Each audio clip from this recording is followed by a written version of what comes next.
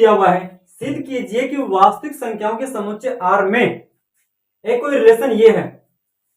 इस रिलेशन में क्या है, a is more than and equal b square द्वारा परिभाषित कोई संबंध है। इस संबंध को हमें दर्शाना ही है, नहीं तो समतुल्य, नहीं सममित, नहीं संक्रामक। इसको हमें प्रूव करना है। ये तीनों कंडीशनों को नहीं फॉलो कर रहा है। तो सबसे पहले समतुल्य में आते हैं। समतुल्य में क्या हुई, a का संबंध क्या है, a से होना चाहिए। ठीक है, जो अवयव है उसका संबंध स्वयं से होना चाहिए। तो यहाँ 1 है तो यहाँ 1 आ जाएगा, 2 है तो 2 आ जाएगा। तो सबसे पहले ये लेते हैं। तो क्या b के स्थान में a पुट कर दो, क्या a small then and a square. यहां पे ये इसको फॉलो कर रहा है या नहीं कर रहा, क्योंकि मैं a का मान लेता हूं 2। a का मान क्या पुट कर लिया मैंने, 2 पुट कर लिया। तो 2 पुट करते क्या कंडीशन आएगा यहां से, a का मान यहां से तो क्या आ गया, 2 आ गया। यहां से क्या आ गया भाई, 4 आ गया। क्या ये दोनों इक्वल है, क्योंकि मैंने इन दोनों को तो क्या माना, a का संबंध a से होना चाहिए। क्या ये दोनों यहाँ पे इक्वल है, इक्वल नहीं है, तो ये कैंसिल हो जाएगा, कैंसिल। तो इसको मैं क्या लिखता हूं, समतुल्य नहीं है, समतुल्य नहीं है। दूसरी कंडीशन क्या थी, सममित। सममित के लिए क्या भाई, a का रिलेशन b के साथ है, वही b का रिलेशन किसके साथ होना चाहिए, a के साथ होना चाहिए। तो क्या दे रहा है भाई अपने पास, a small then and equal b square है। तो क्या होगा भाई, b square small then and equal, क्या हो रहा है भाई यहाँ पे, इसको हमें फॉलो करवाना है। ये फॉलो कर रहा है या नहीं करना है ये हमें बताना है। तो यहां मैंने a की वैल्यू रख दी 1, b की वैल्यू रख दी 2।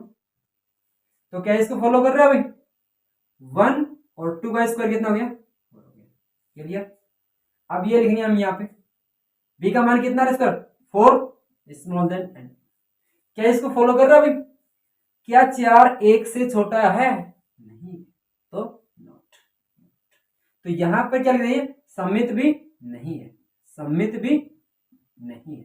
तीसरी कंडीशन क्या थी, संक्रामक की। संक्रामक के लिए क्या करें भाई, a का रिलेशन b के साथ है, वही रिलेशन b का c के साथ होगा। तो वही रिलेशन a का किसके साथ होना चाहिए, c के साथ होना चाहिए। ठीक है, ये हमें प्रूव करना है।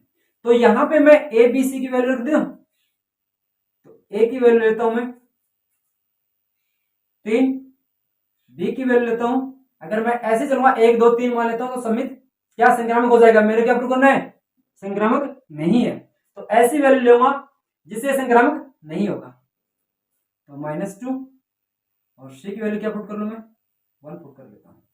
क्लियर। तो यहां पे पहली कंडीशन क्या है भाई, a small then and equal b square.